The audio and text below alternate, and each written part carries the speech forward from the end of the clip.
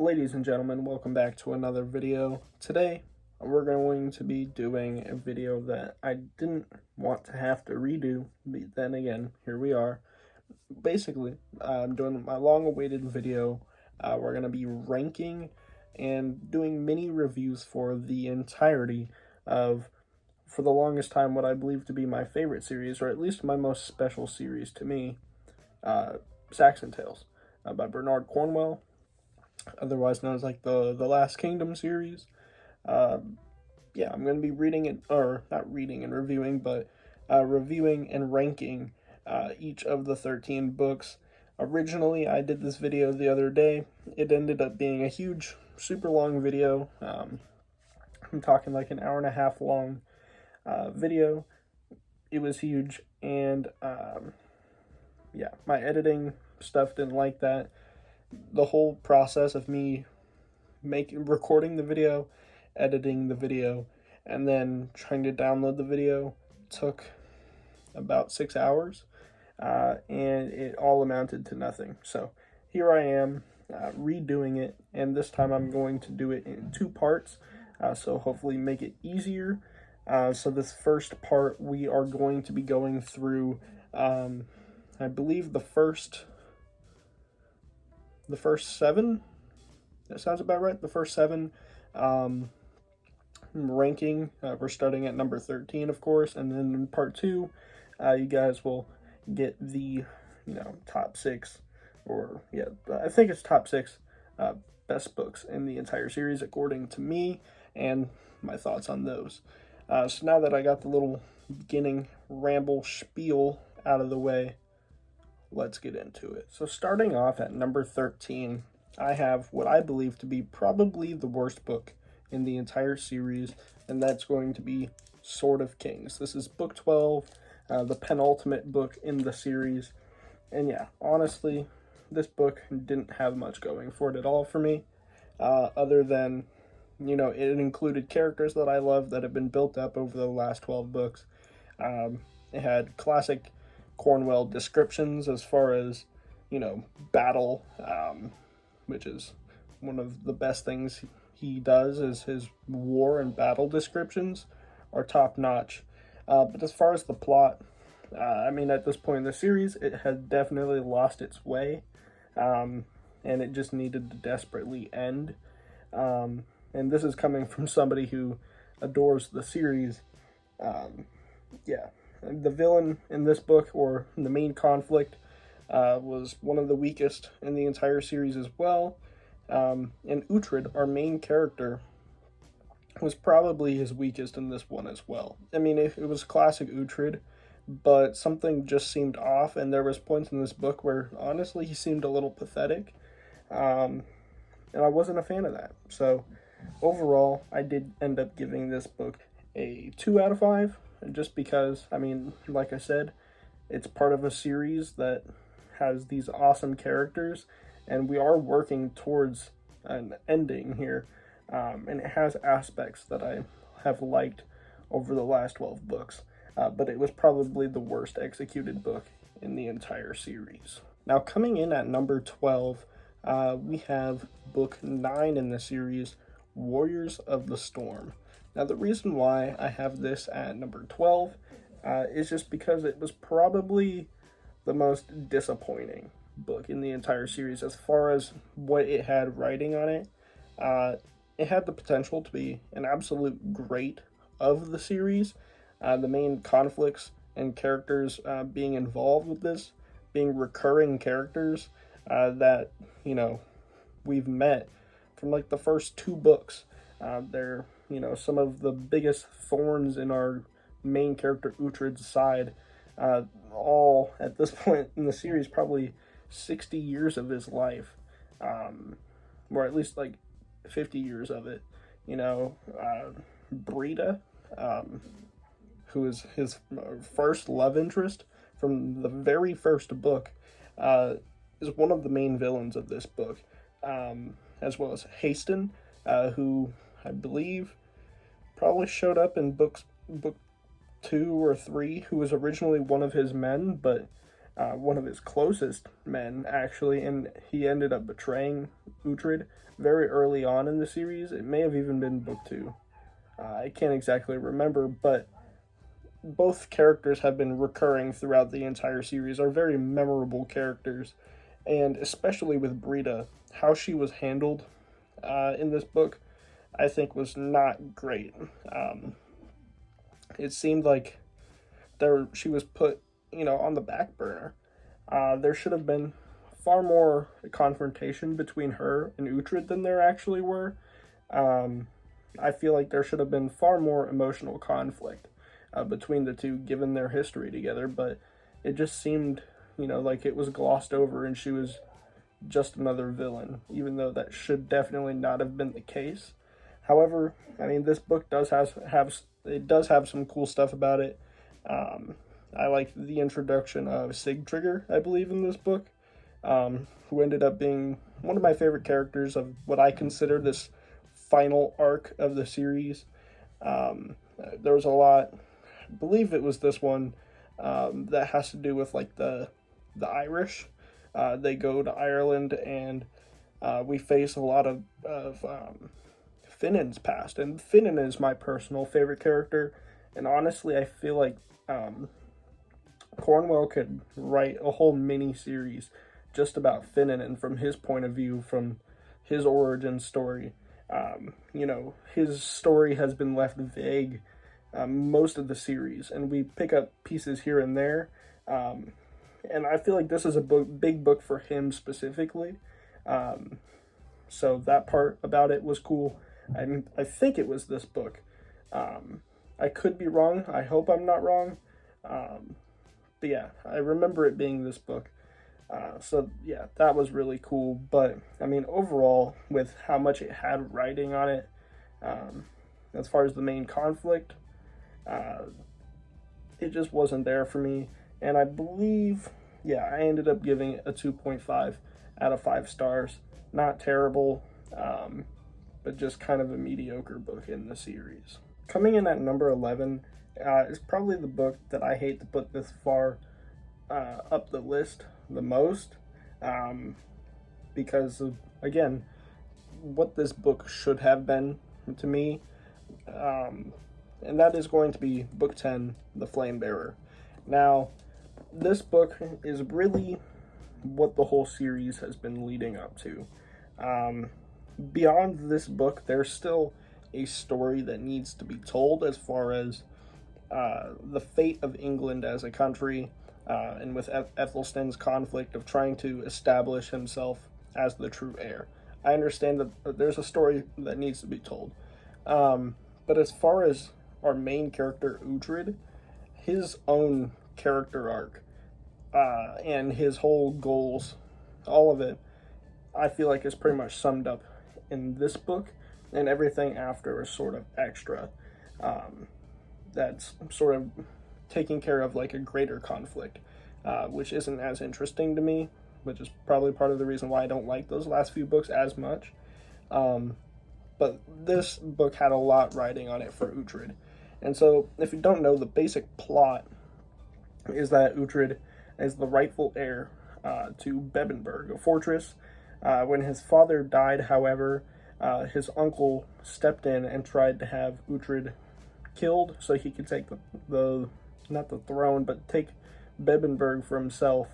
And throughout the entire series, it has been Uhtred's ultimate goal to kill his uncle, and then later his cousin, and ultimately reclaim Bebbanburg for his family. So for generations, his family can continue to live on as they should. It is his birthright that his uncle stole from him. And so this book right here, Uhtred's old, just to put it simply, and a perfect opportunity is presenting itself. If Uhtred doesn't try to reclaim his home at this point, he's never going to. So it's do or die time. It's finally time to put the main goal that has been getting things have been getting in the way of this main goal for the entire series. It is finally time to make that the priority and get her done. And that's what this whole book is about. Sadly, in my opinion, the way that it was all handled was just not the most interesting. There was just too much going on that made it kind of boring at some parts. Yeah, I just didn't like the whole thing with Ethelhelm. I didn't like him being the villain. I mean, he's a decent villain, but just how that all played out wasn't a big fan of. The Scots being, you know, recurring villains in this series almost, with like King Constantine. He doesn't really even seem like much of like a main villain. They're just kind of a nuisance and kind of annoying overall. Not to say that Scottish people are, but specifically the main Scottish villains in this series is what I mean to say. Yeah, I mean, all of the players at play here, it just didn't intrigue me how I wanted to, and this really should have felt more grand. Like, you know, again, the finale to Uhtred's character arc. This is what the whole series has been leading up to, and it was just kind of lackluster. That being said, it wasn't completely terrible. There were, you know, some great moments, including an inner monologue that Uhtred has in like the final act of this book, where he's going off to battle to, you know, once and for all reclaim his home. On the boat, he has this whole monologue about, you know, how war is glorified and battle is glorified, and, you know, as a youngster, you want to prove yourself on the battlefield and get all the glory and stuff. But, you know, when you're in your first battle, it's terrifying, and war is not what the stories make it out to be. And Cornwell just goes in on his, you know, disgusting and just really in your face, real descriptions of what the shield wall is like. It's nasty, it's brutal, it's, you know, devastating. And just Uhtred sort of talking about that is really awesome. Those are the moments when they get into the nitty gritty of it that I really love throughout the series, and that monologue in particular is one of my favorite moments in the entire series. So it has that going for it. The final battle was okay. I mean, they were sort of contained to a smaller area as they were at a single fortress. It wasn't like a lot of the battles in this series, like my personal favorite, the Battle of Ethandun, where they're just on this like huge field and there's like this one, you know, kind of hill in the middle. So it's almost like a capture the flag kind of feel. It just feels so much more grand in scale. This one is very contained to like this one fortress, which to some people might seem a little bit better and more intense, I guess. But that's just not the part about the battles in this series that I'm here for. Again, not terrible, but just kind of okay, which makes it even more disappointing, again, considering what's writing on this book. I didn't mention this before, but Flamebearer, I ended up giving a 3 out of 5. You know, kind of mediocre, just disappointing. Now, coming in at number 10 is one that I didn't expect to like as much as I did, and that is going to be Book 11, War of the Wolf. Of course, this is right after Uhtred takes over Bebbanburg once again.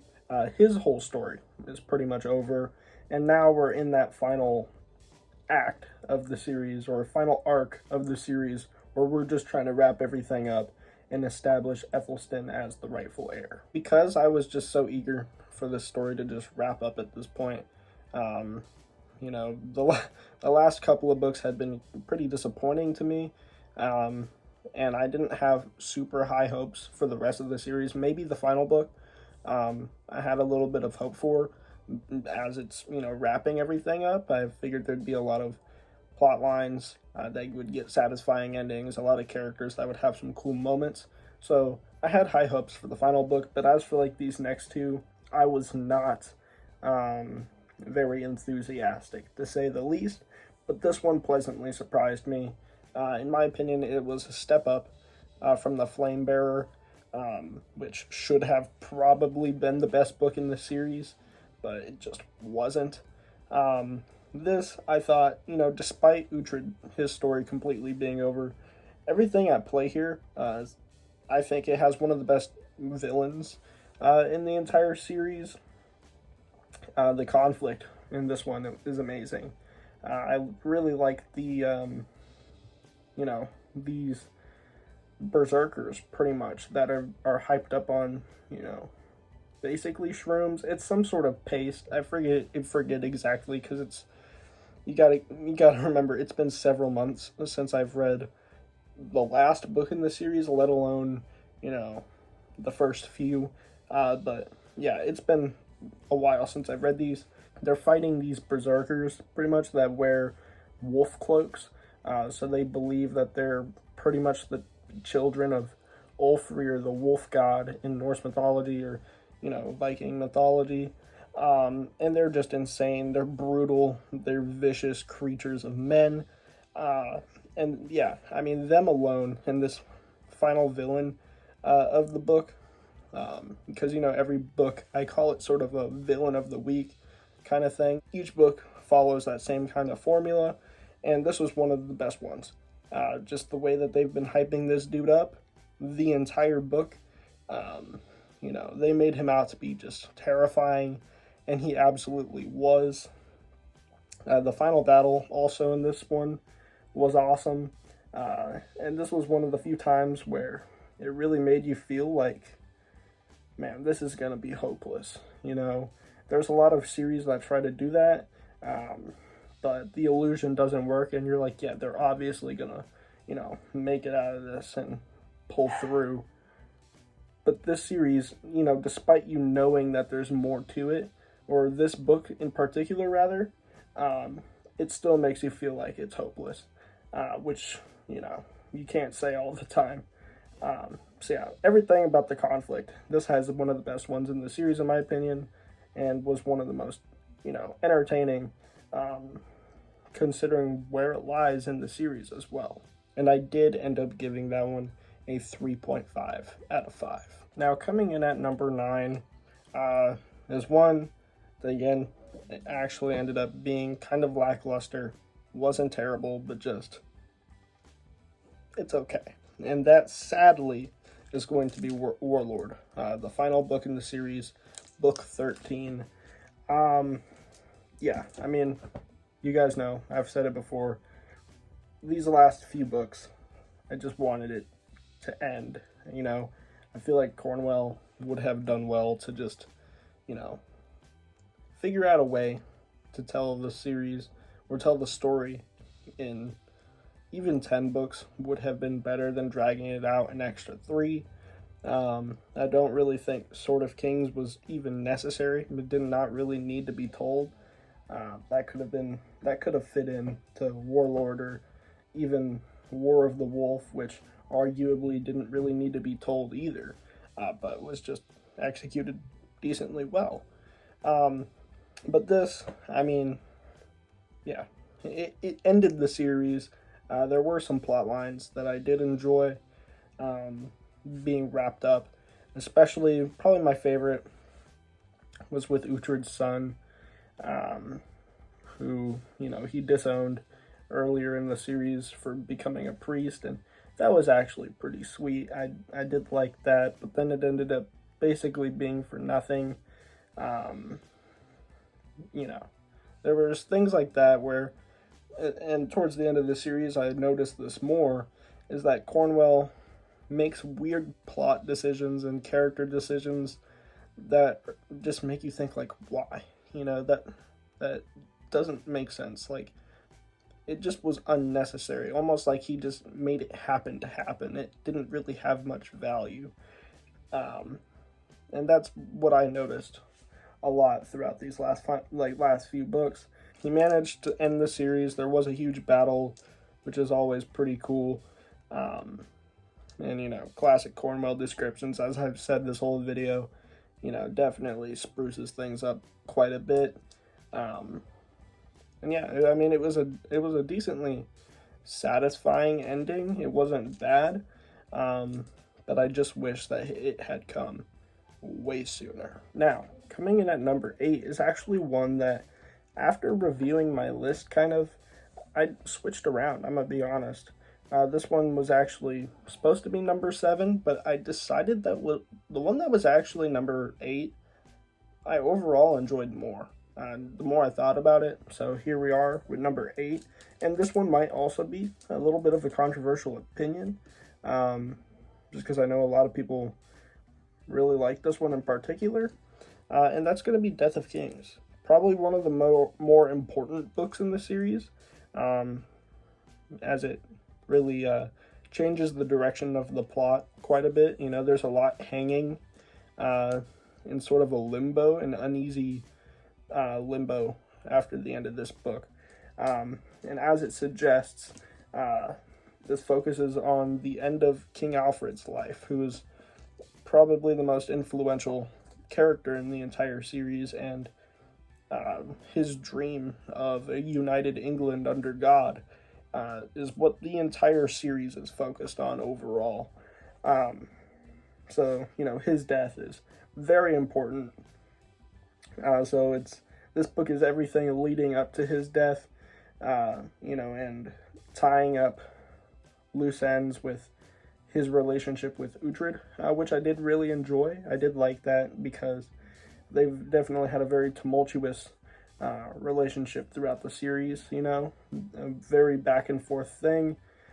Alfred isn't somebody who particularly respects Uhtred to the degree that he should, for as much as Uhtred does for him. Granted, you know, Uhtred's a pagan and he's a Christian king, and Uhtred's brash and arrogant, and sometimes Uhtred does need to be put in his place, and that is acknowledged in this book, especially with their final conversation that they have, which is one of my favorite moments in the whole series. But yeah, you know, Alfred knows, though, that he needs Uhtred, because he's literally his best man, pretty much. He doesn't like to admit it, but he needs Uhtred. And Uhtred, as he always says, fate is inexorable. He is forever tied to this family, and whatever happens, he always comes crawling back. And after Alfred does eventually die towards the second half of the book, what follows is we see, I wouldn't say the collapse of the kingdom, but the struggle for power after everybody, you know, wants a piece of that pie. The greatest man of this era has fallen. He's dead. So his supporters, or, you know, people who, he struck fear into a lot of people as well. And now that that source of fear is gone, a lot of enemies and villains can come out of hiding and start to, you know, put pieces into play. There's just a lot going on, and that power vacuum that ensues is also pretty interesting. But the first half of this book is a little so-so. It's a little bit boring because, you know, we know that we're leading up to Alfred's death, and we get hints about, you know, his declining health throughout, and they're just trying to, you know, drag Uhtred back into the fold because of what happens during Burning Land. I think, you know, he has a bit of a separation. So I think that Burning Land and Death of Kings should definitely be read, like, back to back, because they're very closely tied to each other. But yeah, everything leading up to Alfred's death is a little boring, but then after, you know, is where things really get kicked into motion. Another thing I did want to mention is that if you do plan on checking this series out and reading it for yourself, I do think Death of Kings is a great place to stop, especially if, you know, obviously, based on my reviews, the last few books in the series aren't excellent. And, you know, if you don't want to subject yourself to all that, of course, I always encourage you to make your own opinions, come to your own conclusions. So if you want to check it out, check it out. But I think that Death of Kings is a great place to stop, because between books 6 and 7, is the longest time skip in the entire series. I think it's nearly a decade. There's a lot of questions still, but the first 6 books are what I consider to be like the first arc of like the first major saga, if we're putting it into like manga terms. There are what I consider arcs throughout the series, but the first 6 books are like the first saga, and then there's like the second saga. If you think about it, almost like One Piece. Yeah, just as a comparison, whether you guys have read or watched One Piece or not. They have the first half, then you hit like Marineford, and then you have the 2-year time skip, and then you got the New World, which is everything in like the second half. So there's like that, that break there, and I think it's very similar in this situation. So yeah, you can get told a really awesome story, and not feel like you have to commit to the rest of the series if you just read the first 6 books. Is basically what I'm getting at. And this one I did end up giving a 4 out of 5. And lastly, coming in at number 7, which is going to be the final book that I cover in this episode. In part 2, we'll cover the remaining 6 books all the way to the best book in the entire series, in my opinion, or at the very least, my favorite. But here at number 7 is actually going to be book 8, The Empty Throne. The reason why this is at number 7 is, personally, I just think it's more entertaining than book 6 overall. And it's not necessarily better, it's just more entertaining, and I like it more, which is the point of this list. This one is actually very different, though, because to me, this book doesn't really focus as much on the actual like physical battle conflict that we see in most of the series, but is very politically charged.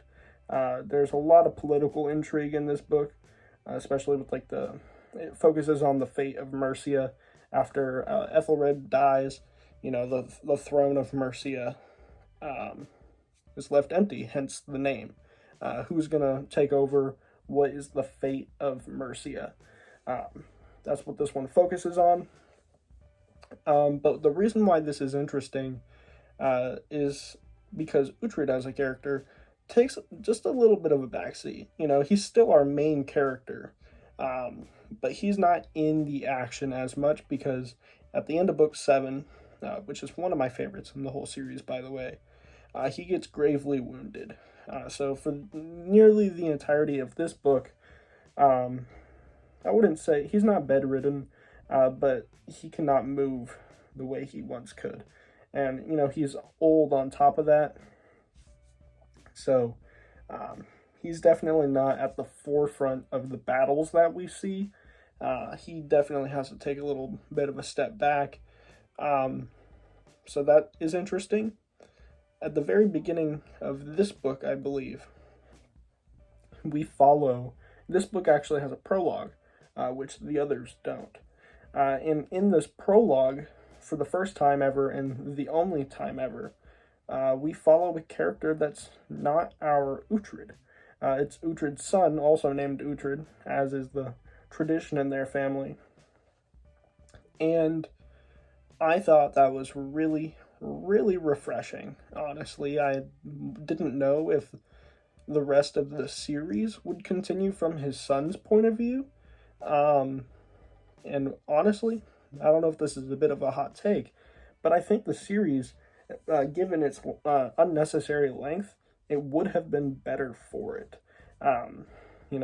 I think the idea of like Uhtred getting older and stuff and being able to see battles from his eyes, it's interesting, being in the head of an old man as we follow him through his entire life and see, him react to like young bucks, like new kids on the block, getting more reputation and stuff. He was like, oh yeah, I've been there once, being in his head when he sees those kind of things are interesting. However, given a fresh perspective and a new set of eyes, and someone, closely related to Uhtred, I think would have been way cooler. for the rest of the series. Especially, going into a series or a book like Flame Bearer 2 books from now, being that we're in the shoes of Uhtred's son, trying to, reclaim his father's, achieve his father's goal.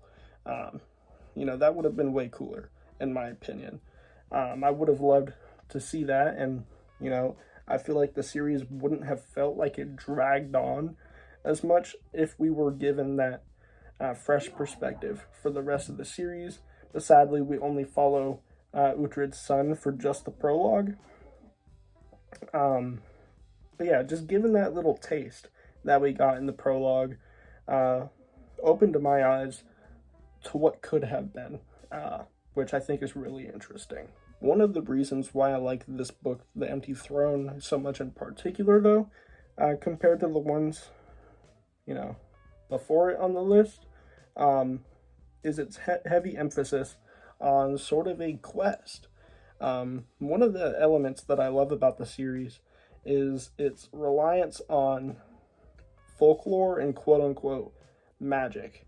Of course, this is ancient times, or, Middle Ages? Is it the Middle Ages? I don't know. Anglo-Saxon era. So,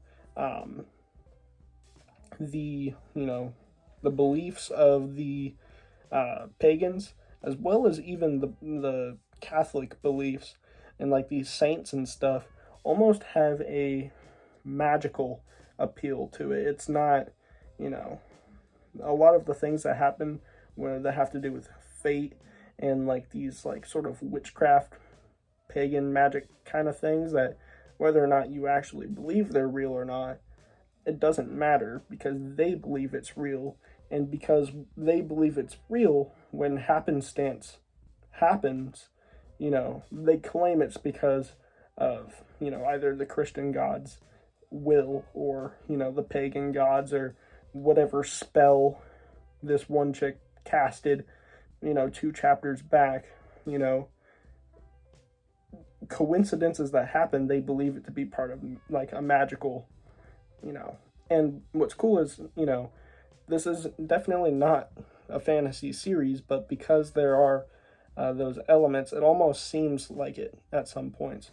A very soft magic, which even makes it a little bit similar to something like a Game of Thrones, or even Tolkien in some ways, where the magic isn't a hard magic system. It's more whimsical, and just kind of, the full extent of it is just kind of up to your imagination, which is something I really enjoy about this series. That being said, one of the main subplots of this book is the hunt for a cursed blade, as we're looking for, the blade that pierced Uhtred in the previous book that gave him this wound, the reason why he's not in the action. It's infected and just refuses to heal, because they believe the blade that he was stabbed by is cursed. So the only way to undo this would be to find this blade that's been lost on the battlefield over, months since the end of book 7, somehow track it down, and then plunge the blade back into his wound so it can reabsorb the evil that it put in his body. And if that doesn't intrigue you, I don't know what will. That is one of the dopest just ideas for a subplot I have ever heard. They can make an entire book just out of that idea.